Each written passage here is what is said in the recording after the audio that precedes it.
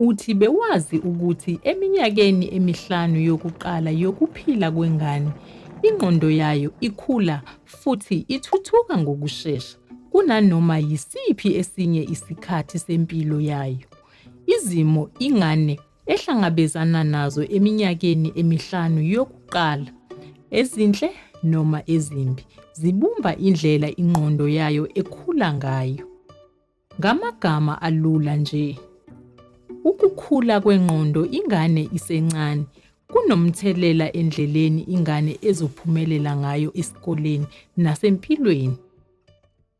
Ngesikhathi ingane izalwa, ubuchopho bayo busuke buyikota yobukhulu bobuchopho bomuntu omdala. Ekupheleni konyaka wokuqala wokuphila, ubuchopho buzophindeka kabili ngobukhulu futhi lapho isineminyaka emithathu, bukhula bufinyelele cishe ku-80% ngokubanzi bobuchopho bomuntu omdala, futhi lapho isineminyaka emihlanu, bube ngu-90%. Bucishe bukhule ngokugcwele. Ukuxhumana phakathi kwamaqhamuzana obuchopho kusenza sikwazi ukucabanga, ukukhuluma, ukunyakaza nokuzwa imizwa. Kusukela ngesikhathi ingane izalwa, konke ehlangabezana nakho nsuku zonke kwakha ukuxhumana ebuchosheni bayo. Ukuphilisana okuhle nabazali, nabanakekeli nabanye kwakha ukuxhumana, futhi iqophelo lalokho kuxhumana likhomba ukuthi yikuphi ukuxhumana okuthuthukayo nokuthi yikuphi okuzohlala impilo yayo yonke.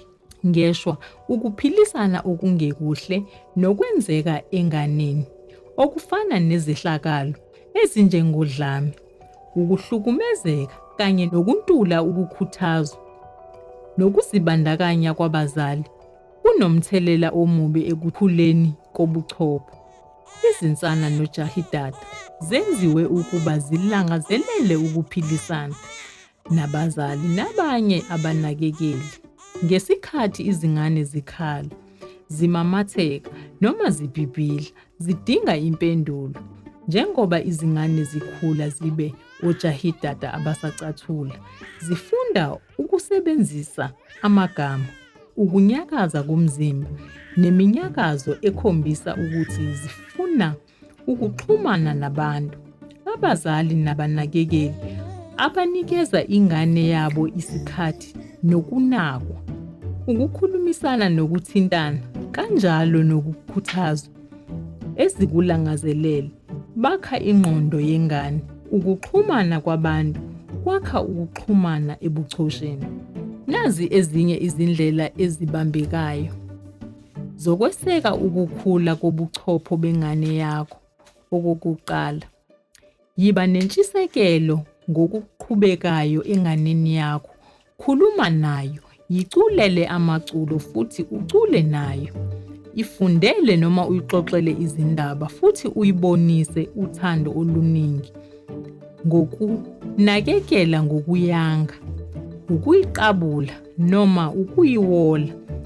Izingane zidinga nokuzizwa ziphephile futhi zibe nempilo enhle nokudla ukuze ubuchopho bazo bukhule ngendlela efanele.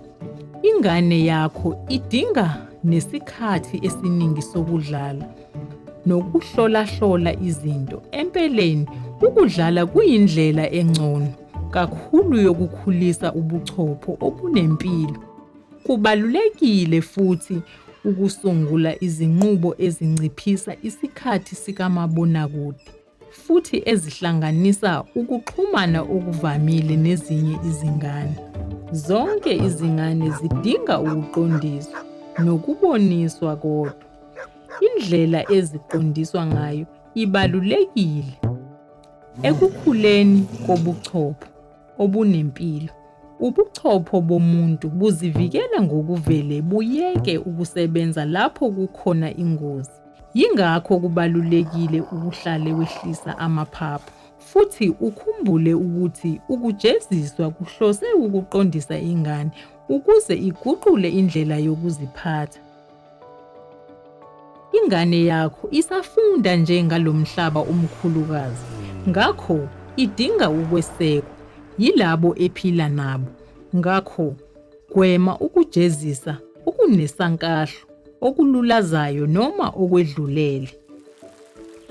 Kungase kuthathe isikhathi ngokuzijwayeza njalo ukuthi abazali nabanakekeli bafunde futhi basebenzise wonke amasu okuthuthukisa ubuchopho nemibono esesininike yona.